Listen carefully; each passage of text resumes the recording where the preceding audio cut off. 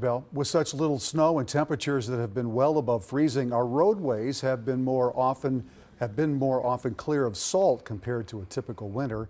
That means less salt in our waterways when it runs off the road, but it's not all good. Heidi Wigdahl is here to explain the larger impact on Minnesota. Heidi? Hi, Randy. We are at the Mississippi River right next to St. Anthony Falls Laboratory. I spoke to an expert here who focuses on stormwater runoff and water quality, and he had his own reasons to be concerned about this warmer weather. At St. Anthony Falls, it's hard to believe this is January 31st. Compared to last year at the spillway, there's 2 to 3 times more flow.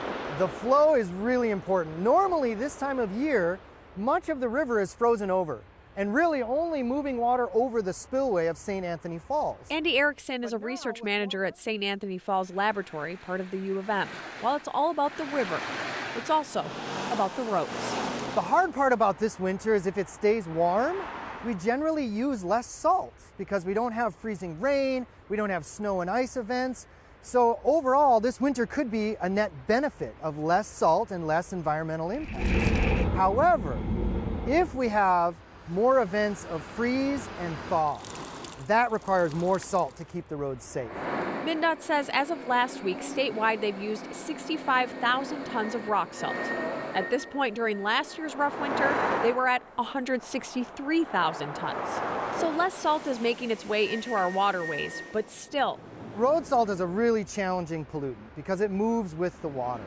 And when we have warm weather, more of that water can actually infiltrate into the ground and get to our groundwater, our drinking water supplies.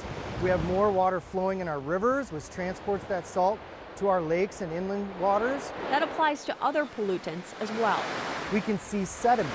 We can see contaminants of emerging concern, some of these synthetic human-made chemicals, fertilizers, pesticides, even pharmaceuticals we find in the rivers. Andy's work includes looking at climate change. How often might we see warm winters here in Minnesota?